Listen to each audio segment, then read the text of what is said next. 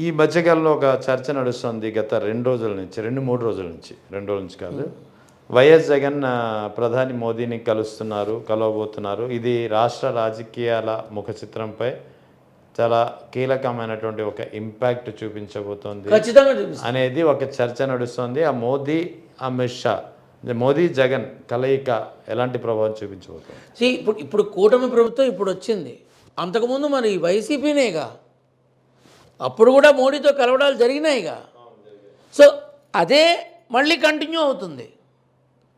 వీళ్ళ కలయిక, మోడీ, అమిత్ షా వాళ్ళని కలవటానికి పూనుకున్నటువంటి జగన్ రాష్ట్ర ప్రయోజనాల కోసం తాను చేయదలుచుకున్న విధానంలో మావిగన్కి ఉన్నటువంటి సోర్సెస్ ఏవైతే ఉన్నాయో వాటిని వివరణ కావచ్చు, మెడికల్ కాలేజీల వివరణ కావచ్చు, నష్టపోయిన రైతుల ఆక్రందనలు కావచ్చు, జాబ్ క్యాలెండర్ రిలీజ్ కాక నిరుద్యోగ యువత యొక్క అనేకమైన కష్టాలు కావచ్చు, విద్యార్థులకి దక్కాల్సినటువంటి ఫీజు రియంబర్స్మెంట్ కావచ్చు, ఇలా అనేకమైన అంశాల మీద ఒక పూర్తి స్థాయి అండ కోరుకునే విధానంలో కలయిక జరగబోతోంది అని అనుకోవచ్చు మనం. అంటే ఈ కలయిక కారణంగా కూటమి విచ్ఛిన్నం అయిపోయే అవకాశాలు ఉన్నాయా, లేకపోతే కూటమిపై ఈ కలయిక ఎలాంటి ప్రభావం చూపించే అవకాశాలు ఉన్నాయంటారు? కూటమిపై ప్రభావం నవంబర్ 9 నుంచి చూస్తారు, అందులో అనుమానం లేదు. ఆల్రెడీ కూటమిలో కొట్టుకు చూస్తున్నారు అంతా. ఇప్పుడు కూటమిలో అధినాయకులకి సంబంధం లేకుండా జనసేన నాయకులంతా కలిసి మూకుమ్మడిగా కూర్చొని ఒక పార్టీ మీటింగ్ పెట్టుకొని నిర్ణయాలు తీసుకునే స్థాయికి వెళ్ళిపోయారు. దేనికి సంకేతం?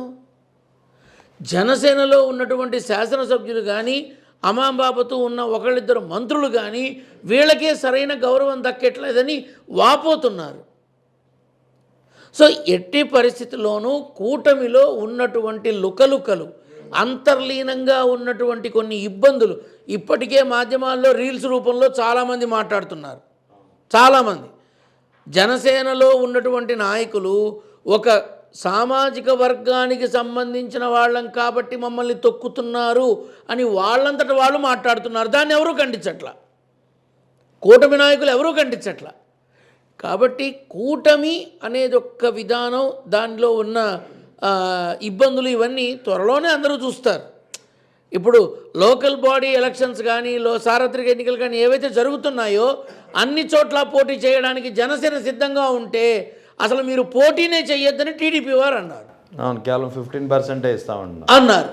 సో దీన్ని ఏ రకంగా ఇప్పుడు జనసేనలో కూటమి వ్యతిరేక అభ్యర్థులు వచ్చి నిలబడి వాళ్ళు గెలిచి జనసేనలోకి మళ్ళీ వెళ్ళి వాళ్ళు చూపించుకుంటారు జనసేన పవర్ ఏంటో.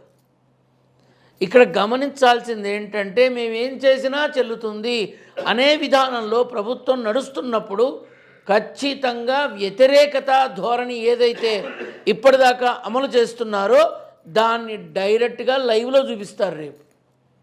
ఎందుకంటే జనసేనలో కూడా మంచి ప్రజాబలం ఉన్న నాయకులు ఉన్నారు, ప్రజల కోసం మమేకమైన వాళ్ళు ఉన్నారు. కానీ దాని మీద ఒక ముద్ర వేసేశారు, ఒక కాపు సామాజిక వర్గానికి మాత్రమే అని. ఆ ముద్రని తొలగించి వచ్చే ఎన్నికల్లో వాళ్ళు ఏంటో చూపిస్తారు. ఇప్పుడు లోకల్ బాడీ ఎలక్షన్స్ ఎఫెక్టు ఈ కూటమిపై ఎలా ఉండబోతుంది? కూటమిలో వాళ్ళకే నష్టం కలుగుతుంది, వైసీపీ వాళ్ళకి కాదు. కూటమిలో ఉన్న వాళ్ళకే నష్టం కలుగుతుంది, వైసీపీకి ఏం సంబంధం ఉండదు. వైసీపీ యొక్క విధానం, వైసీపీ పార్టీకి సంబంధించిన మాజీ ముఖ్యమంత్రి జగన్మోహన్ రెడ్డి గారికి నవంబర్ 9 తర్వాత ఏదైతే మొదలవుతుందో అది ఆటోమేటిక్గా యావత్ ఆంధ్ర రాష్ట్ర ప్రజానీకం చూస్తుంది. ఇప్పుడు జగన్మోహన్ రెడ్డి గారి యొక్క భద్రత మీద దృష్టి పెట్టాల్సిన అవసరం ఉంది. రేపు ఆయన కలిసినప్పుడు ఈ అంశాన్ని కూడా తెలియపరిచి ఉన్న భద్రత మొత్తం తొలగించేశారు, మరి ఈ రకంగా ఉందని చెప్పి వాళ్ళ నోటీస్కి తీసుకొస్తే తప్పకుండా జాగ్రత్త వహించే అవకాశం ఉంటుంది. కానీ కేవలం ఏదో ఒక ఆలోచనతో ఆ భద్రత మొత్తం తొలగిస్తే జరిగే పరిణామాలు ఎలా ఉంటాయి అది ఫేస్ చేయాల్సింది మళ్ళీ మాత్రం వాళ్ళే. నవంబర్ 9 తర్వాత జగన్మోహన్ రెడ్డి గారి యొక్క ప్రభావాన్ని ఆంధ్ర రాష్ట్రం మొత్తం చూస్తుంది. వైఎస్ జగన్ ప్రాణహాని ఏమైనా ఎదుర్కొంటూ అవుతున్నారా ఏంటి? అంటే ప్రాణహాని అని కాదు, కానీ ఈ జనాల యొక్క వాళ్ళని కంట్రోల్ చేసే విధానము, వాళ్ళని అదే దాన్ని ఏమంటారంటే అడ్డుకట్టగా నిలబడాల్సిన అవసరము ఎంతైనా ఉంది. ఎందుకంటే పాలకపక్షంలో ఉన్న ఏ నాయకులు వెళ్ళినా లేని ఆదరణ ప్రజానాయకుడిగా పేరు పొందిన జగన్మోహన్ రెడ్డికి ఉంది. ఇప్పుడు కేవలం 5 కిలోమీటర్లకి 6 గంటలు పట్టింది. ఎవరికైనా పట్టిందా అది? కానీ దాన్ని కూడా తప్పుగానే చూస్తారు సహజంగా. ఇప్పుడు ఇక్కడ విషయం ఏంటంటే ఎట్టి పరిస్థితుల్లోనూ జగన్మోహన్ రెడ్డి గారికి సరైన ఒక మాజీ ముఖ్యమంత్రిగా, ఒక మాజీ ముఖ్యమంత్రి యొక్క కొడుకుగా, ప్రస్తుత వైసీపీ పార్టీ అధినేతగా ఇలా ఎన్నో రోల్స్ పూర్తిగా ఆయన బాధ్యత తీసుకున్నటువంటి మనిషి. ఆ మనిషికి భద్రత కరువైంది.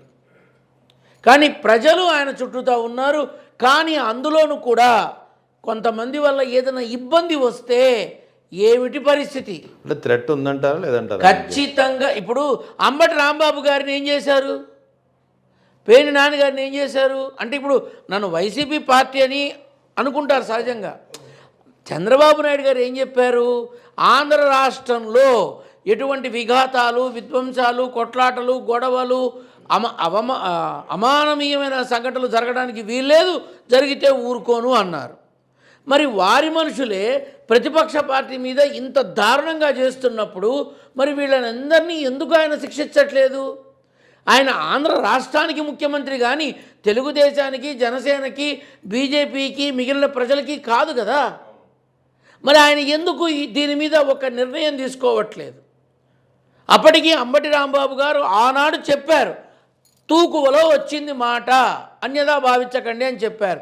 అంత చక్కగా చెప్పినా కూడా ఒక మహిళామణి పచ్చి బూతులు తిడుతున్నప్పుడు మరి పిలిపించి కూర్చోబెట్టి, ఒక శాసనసభ్యురాలివి నువ్వు అలా మాట్లాడచ్చా, మాట్లాడకూడదు, నువ్వెందుకు మాట్లాడావు అని అడగాల్సిన బాధ్యత అధ్యక్షుడికి ఉంటుంది, ముఖ్యమంత్రికి ఉంటుంది. కానీ ఎవరు అడగల. సో ఇలా మనం ఆలోచిస్తే రాష్ట్రంలో ఉన్నటువంటి ప్రస్తుత పరిస్థితులు వీళ్ళే దగ్గరుండి జగన్ని గెలిపిస్తారా రేపు అనిపిస్తాం. వీళ్ళే దగ్గరుండి జగన్ని గెలిపిస్తారా, జగన్మోహన్ రెడ్డిని ముఖ్యమంత్రిని చేస్తారా, తీసుకెళ్ళి అందరూ చక్కగా ఆనంద డోలికలతో తీసుకెళ్ళి ఆ పీఠంలో కూర్చోబెడతారా అనే అనుమానం ప్రజలకు ఉంది. ఎందుకంటే అడుగడుగున కక్షపూరితమైన విధానమే తప్ప ఇప్పుడు వచ్చి ఇన్నేళ్ళు అవుతోంది. జాబ్ క్యాలెండర్ సంవత్సరానికి ఎన్నిసార్లు వచ్చింది? ఎంతమందికి నిరుద్యోగ యువతకి ఎంతమందికి ఉద్యోగాలు కల్పించారు? ఎంతమంది విద్యార్థులకి ఫీజుతో పని లేకుండా విద్యలో వాళ్ళని ముందుకు పంపించారు? ఆనాడు అన్నారు ఇంతమంది వాలంటీర్లు ఎవరో మొత్తం మాయమైపోయారు అని. ఎంతమంది దొరికారు? ఆ రికార్డ్స్ ఏమైపోయినాయి? ఎందుకు ఇప్పటిదాకా మీరు ఏ పని హామీల్లో ఏ ఒక్కటి కూడా 100% పూర్తి కాల. కాబట్టి ఇక్కడ మనం గమనించాల్సిందే, ఇప్పుడు పాలకపక్షం ప్రతిపక్షాన్ని అంటుంది, ప్రతిపక్షం పాలకపక్షాన్ని అంటుంది. ఓకే, మీరు కొట్టుకుదామండి, నో ప్రాబ్లం. ప్రజలకి మేలు చేయండి, ప్రజలకి మేలు చేయండి. అది ఎంతమంది ఆలోచిస్తున్నారు? ఇది నా అభ్యర్థన. కూటమి ప్రభుత్వం ఏర్పడి 2 ఏళ్ళు అయిపోయింది, ఇంకా 3 ఏళ్ళు ఉంది. ఈ 2 ఏళ్ళ కూటమి ప్రభుత్వం సక్సెస్ రేట్ ఎంత అంటే ఏం చెప్తారు? 31% అని చెప్తాం. అంతేనండి. ఇంకో ఈ నెక్స్ట్ అనదర్ 2-3 ఇయర్స్లో ఏమన్నా మిరాకిల్స్ జరిగితే తప్ప అది 65% కూడా రాదు. ఎందుకంటారు? ఎందుకు అంటే ప్రభుత్వం ఏర్పాటు చేసిన వెంటనే గంజాయి అనేది లేకుండా చేస్తాం, క్రైమ్ అనేది లేకుండా చేస్తాం, ఆడపిల్లలకి భద్రత కల్పిస్తాం, job calendar every year release చేస్తాం, ప్రభుత్వ ఉద్యోగులకి అన్ని రకాల వసతులు సదుపాయాలు ఇస్తాం, విద్యార్థులకి స్కూల్సు కాలేజీసు పెంచుతాం, ఇలా చెప్పుకుంటూ వచ్చి అమరావతి రైతులకి అన్ని రకాలుగా ఆదుకుంటాం అని చెప్పుకుంటూ వచ్చిన వీటన్నిటిలో ప్రభుత్వంలోకి వచ్చాక ఖజానా ఖాళీగా ఉంది, నేను హామీలేవి పూర్తి చేయలేనని సాక్షాత్తు చంద్రబాబు నాయుడు గారే చెప్పారు. ఆయనే చెప్పారు. నేను చెప్పి వచ్చేదే ఉంది ఇక్కడ. అంటే ఇక్కడ ఇప్పటికీ జాబ్ క్యాలెండర్ రిలీజ్ అయిందా? అవ్వాల. పైపెచ్చు మెడికల్ కాలేజీలు రేపు ప్రైవేటు పరం చేస్తే విద్యార్థుల స్థితి గతి ఏంటి? అంటే డబ్బున్నవాడే చదువుకోవాలా, లేనివాడు చదువుకోకూడదా? రేపు అడుగుతారుగా. కానీ ఖచ్చితంగా చెప్తున్నా, రేపు జగన్మోహన్ రెడ్డి గారు ముఖ్యమంత్రిగా కూర్చున్న మరుక్షణం ఆయన ఫస్ట్ చేసేది విద్యార్థులకి, రైతులకి, అక్క చెల్లెళ్ళకి, ఈ మూడు మాత్రం ఖచ్చితంగా చేసి తీరుతారు.